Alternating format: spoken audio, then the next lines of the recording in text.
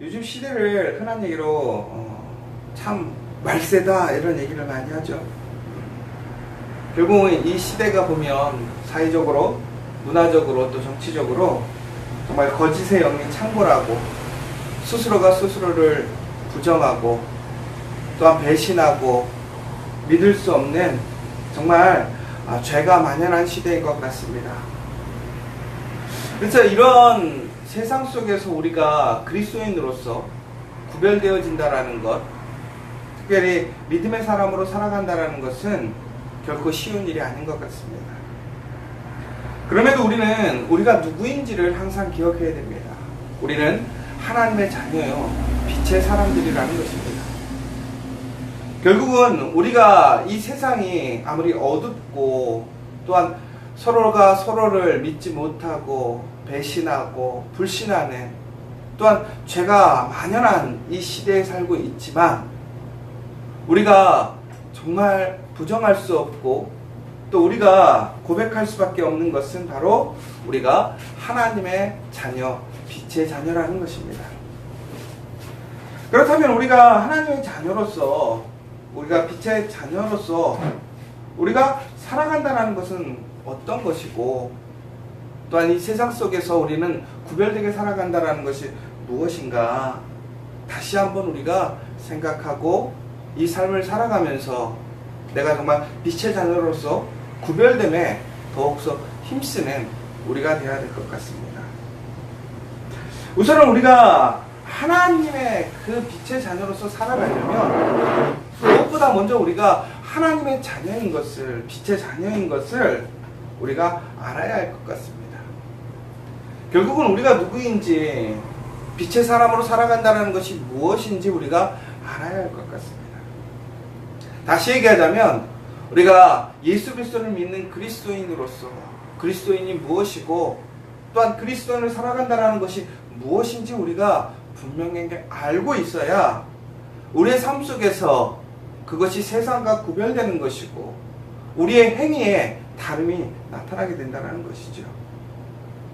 결국은 근데 이 하나님을 아는 지식, 예수 그리스도를 아는 지식이라는 것은 우리에게 세상의 지식을 이야기하는 것이 아니라 결국은 그 말씀을 지키는 것이 지식을 아는 것이라는 것입니다. 이 계명이라는 것은 엄밀히 얘기하자면 구약에서는 율법이 될 것이고 또한 신약에서는 예수님께서 우리에게 알려주신 그 하나님의 말씀, 새 계명이 되겠죠. 종국에는 우리가 정말 온전히 하나님을 아는 한 사람, 그 빛 가운데 거하는 사람이 되기 위해서는 더욱더 하나님의 계명을 지키는데 힘쓰게 돼야 한다는 것이죠. 그래서 하나님의 계명을 열심히 지킴으로 인해서 우리는 하나님을 알게 되고 하나님을 알므로 우리는 세상의 어둠이 아니라 빛에 거할 수 있다라는 것입니다. 그리고 우리가 그 하나님의 말씀을 지킴으로 인해서 우리는 하나님의 사랑이 우리 안에 완전히 거하게 되는 것을 경험하게 되고 또한 그 사랑이 우리 안에서 완전히 이루어지는 것을 경험할 수 있다라는 것입니다. 여러분, 우리가 하나님의 사랑을 누린다는 것이 참 중요한 것 같아요.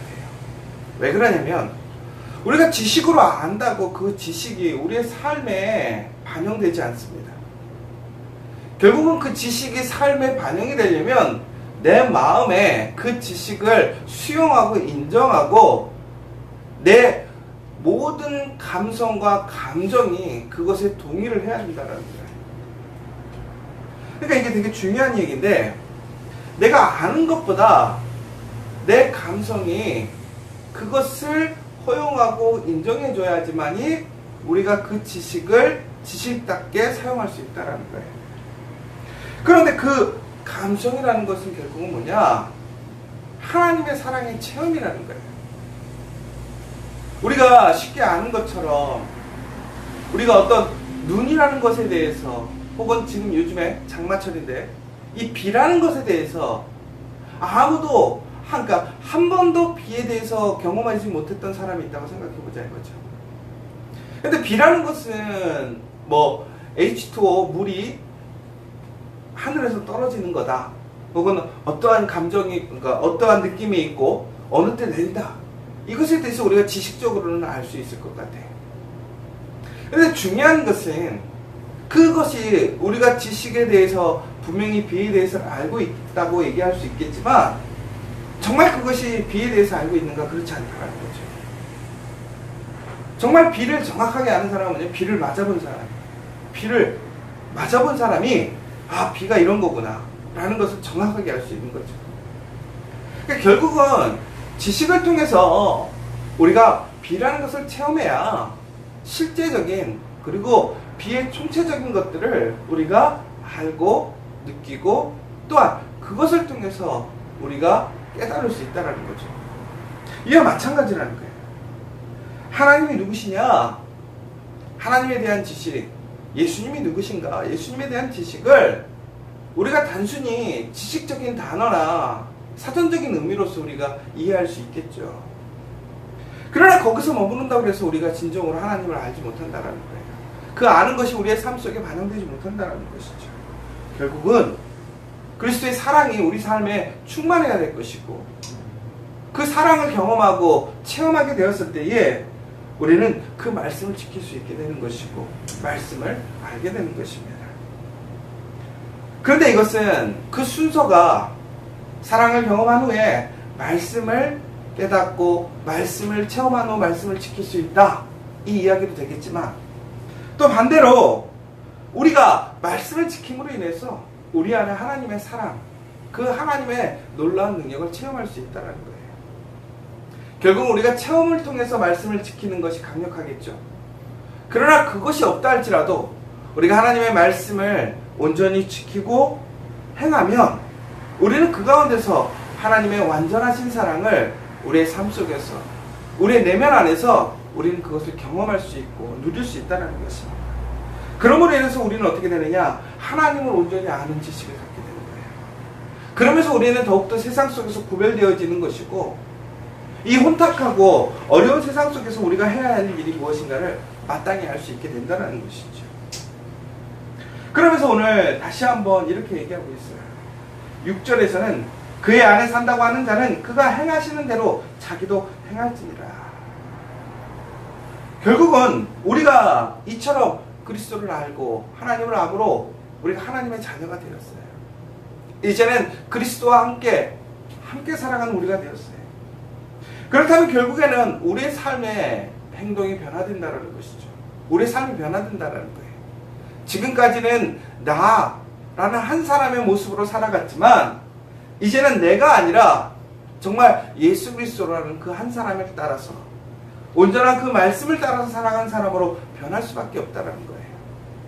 전국에는 내가 그리스도를 믿는 사람이라고 한다는 것은 결국은 예수님이 살아가신 그 삶을 따라가는 것이라는 것이죠. 그런데 우리가 여기서 한 가지 기억해야 될 것이 있어요. 뭐냐면 정말 그리스도를 따라간다는 것이 쉽지 않아요. 내가 아무리 그리스도를 사랑한다고 해도 우리는 예수님처럼 살아가는 것이 쉽지 않습니다. 왜? 예수님은 완전하신 분이고 우리는 부족한 사람이니까. 우리는 너무나 결정투성이고 우리의 의지는 너무나 연약합니다. 우리는 정말 하루하루 그 삶을 이어가고 우리의 거룩한 삶을 정말 이어가는 것에 대해서 우리는 힘들어해요. 그런데 그럼에도 불구하고 우리는 그 그리스도를 따라 살아야 된다는 것이죠. 그렇다면 그 그리스도를 따라 산다는 것은 어떻게 가능할 수 있을까? 의지적으로 우리가 결단해서 갈 수 있는가? 그렇진 않아요. 그리스도를 따라 산다는 것은 결국은 성령의 인도하심을 받지 않고는 결코 불가능하다는 거예요. 여러분, 정말 그래서 우리는 성령을 구해야 된다. 하나님의 말씀 안에서 성령을 구하고 성령의 인도하심을 따라 살아갈 때에 우리는 비로소 온전히 그리스도의 행하심을 따라 살아갈 수 있다는 것이죠. 또 한 가지, 정말 우리가 그리스도를 따라 살기 위해서는 어떻게 해야 되느냐? 바로 무조건적인 따름이 필요하다는 거예요. 이게 무슨 얘기냐면 우리가 누군가를 어떤 사람의 그런 인생을 같이 이렇게 살고 싶다, 내가 누구처럼 살고 싶다라는 목표가 생겼을 때 가장 좋은 방법이 뭐냐? 첫 번째, 그 사람을 그대로 따라하라는 거예요. 운동선수들도 마찬가지죠. 무엇인가 자기가 존경하는 선수가 있어요. 그 선수가 장타력을 가진 선수라면, 혹은 정확성을 가진 선수라면, 그 선수의 그 특징을 배우고 싶을 때 제일 먼저 하는 행동이 뭐냐면, 그 운동선수가 바로 행하는 그 모습을 그대로 모방하는 데 있다는 거예요. 그런데 이 모방은 내가 하고 싶은 대로 모방하는 것이 아니라 철저하게 그 사람이 행하는 걸 그대로, 그 사람의 제스처, 그 사람의 호흡, 그 모든 것까지 그 사람과 똑같은 모습을 닮아가고자 힘쓰라는 거예요. 그렇게 되면 그 사람의 그 모습을 통해서 내가 그 사람의 장점을 배우고 내 삶의 투영이 된다는 것이죠. 그러니까 이게 마찬가지인 것 같아요. 우리가 정말 예수 그리스도를 따라 살고자 한다면, 우리가 정말 예수 그리스도를 따라 살아야 한다는 분명한 의지와 결단도 필요하겠지만, 먼저 우리가 해야 할 것은 뭐냐면, 정말 그리스도가 비치고 소망이라는 그 확신 속에서 온전히 그 삶을 모방하고 따라가는 삶이 되어야 된다는 것이죠. 그러면 여러분, 우리는 얼마나 그러면 예수님을 따라 행하고 있는가라는 거예요. 예수님이 이루신 일들을 보면 우리는 부족해서 다 따라할 수는 없겠죠. 그래서 우리는 선택적으로 할 수밖에 없을 수도 있어요. 그러나 그것은 온전한 따름이 아니라는 거예요. 철저히 예수님께서 살아가시고 예수님이 생각하시고 예수님이 판단하셨던 그 삶의 모습을 그대로 따라 살기를 소망해야 돼요. 예수님의 습관, 그 영적인 삶의 습관을 우리는 따라 살아야 한다는 거예요. 정말 세상 가운데서 구별되기 위해 하나님의 아들이셨던 예수님마저도 매일 새벽에 아무도 나오지 않는 그 자리에서 홀로 기도하고 계셨어요. 하나님의 말씀을 어떠한 순간에도 놓지 않고, 혹은 나 스스로 자의적 해석하는 것이 아니라 철저하게 하나님의 말씀을 따르고 행하셨어요. 이처럼 우리도 그 예수 그리스도의 모습을 온전히 배우고 따라가는 사람이 되어야 돼요. 더 나아가서는 예수 그리스도의 말씀에 그 명령에 순종할 수 있어야 된다는 거예요. 그럼 예수님께서 무엇을 말씀하셨는가? 오늘 이 본문에서 얘기하는 것은 다시 얘기하고 있지만 결국은 사랑하라는 거예요. 사랑하라.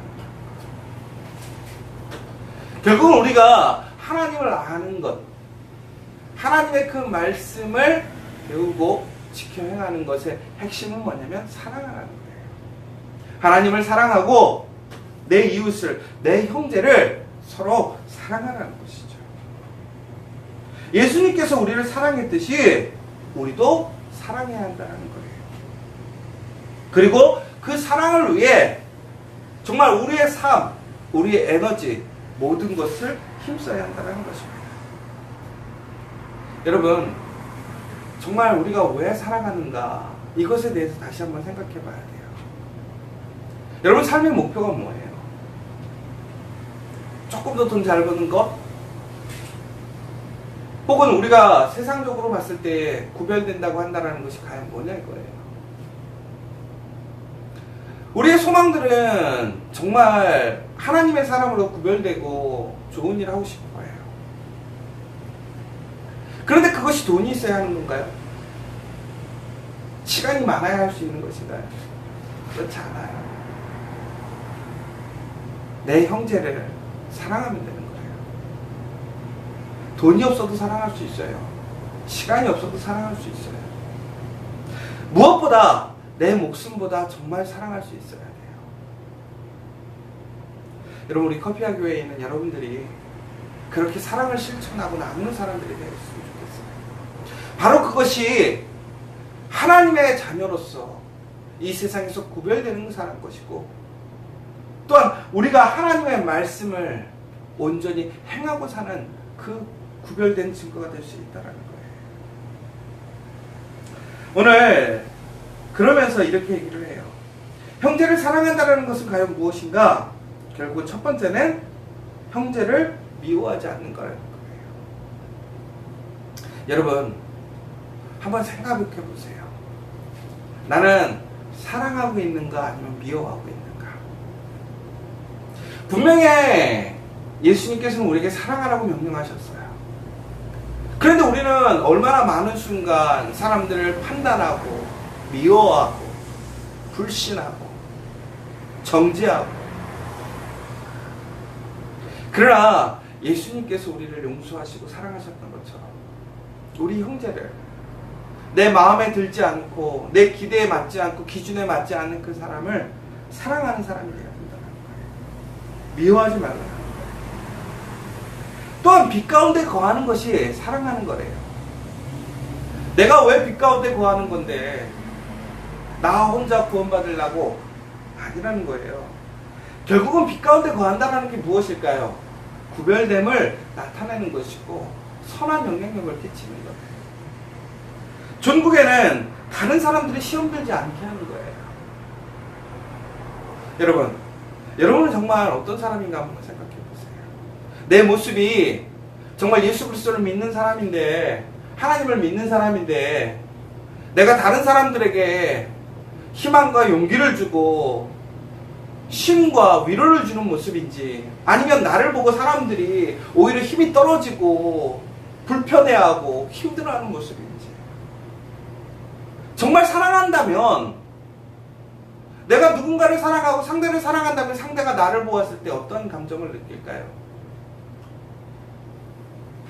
내가 사랑한다고 얘기하면서 다른 사람이 나를 보는데 불편함을 느끼고 안정감을 느끼지 못하고 위로함을 느끼지 못한다면 그게 정말 사랑일까요?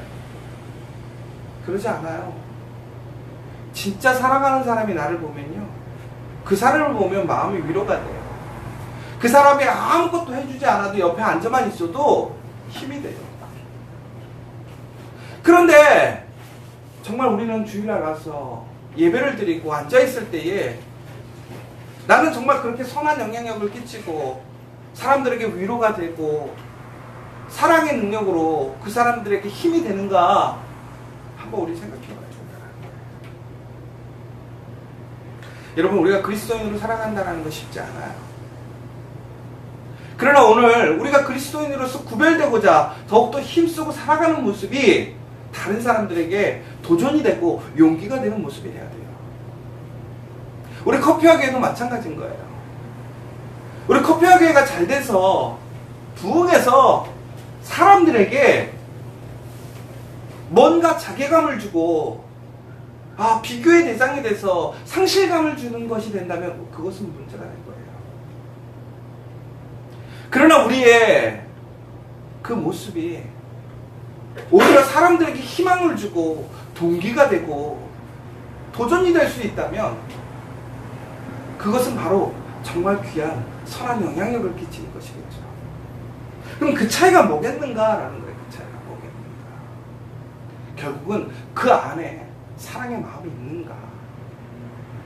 우리를 나타내고 나를 세우려는 그러한 잘남과 교만이 아니라 정말 예수 그리스도의 은혜로 내가 오늘 이 자리에 있음을 고백하고 감사하고 낮아지면서 동시에 그 가운데 하나님이 주시는 그 은혜의 삶, 능력의 삶을 우리의 삶을 통해서 확증하고 증거하고 나누기를 힘쓰고자 하는 거예요.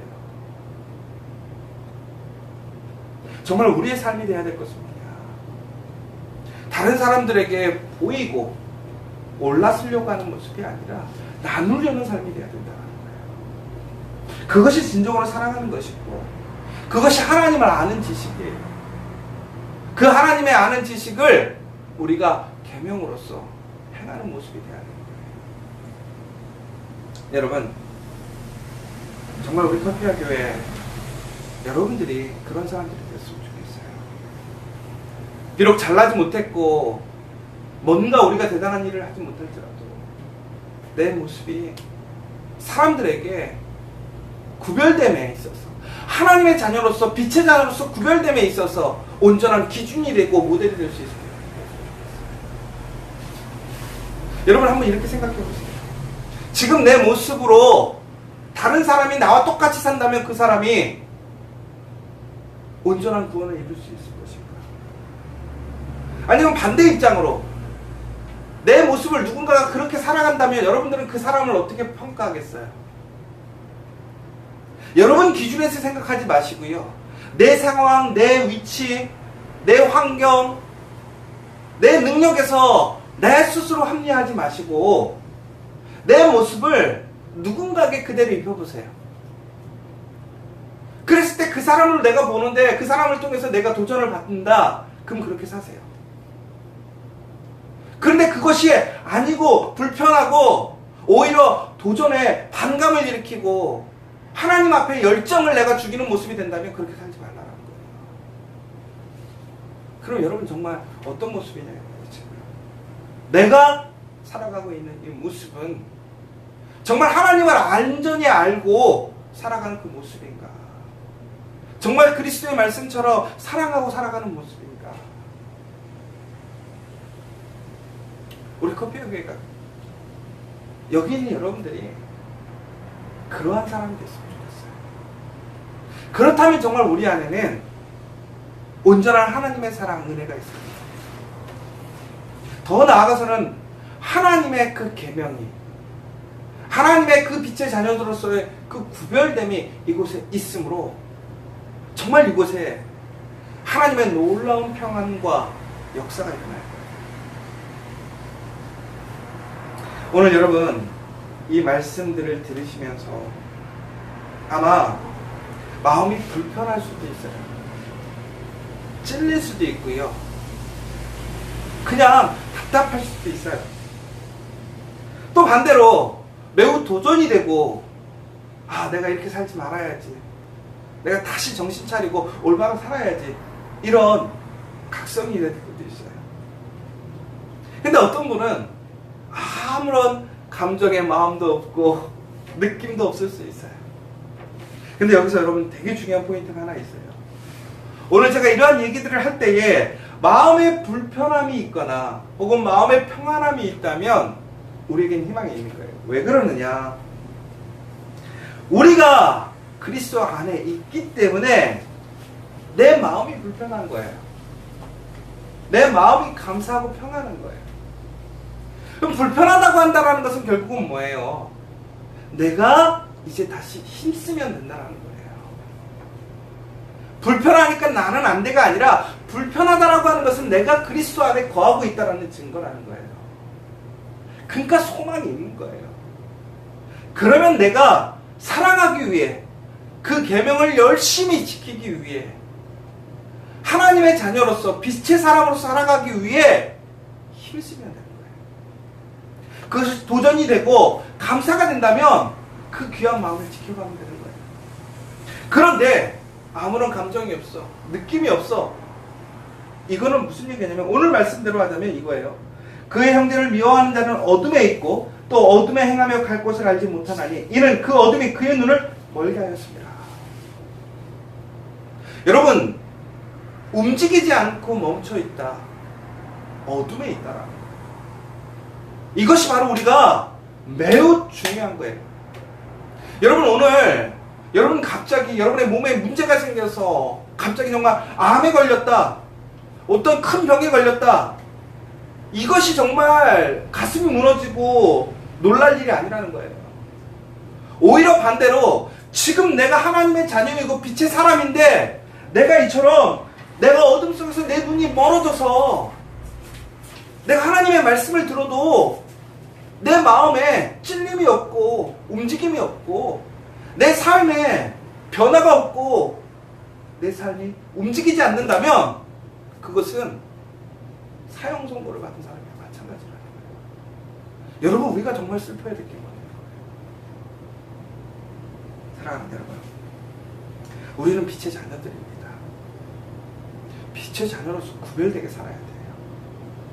빛의 자녀로 구별되게 살려면 하나님의 지식을 알아야 돼요.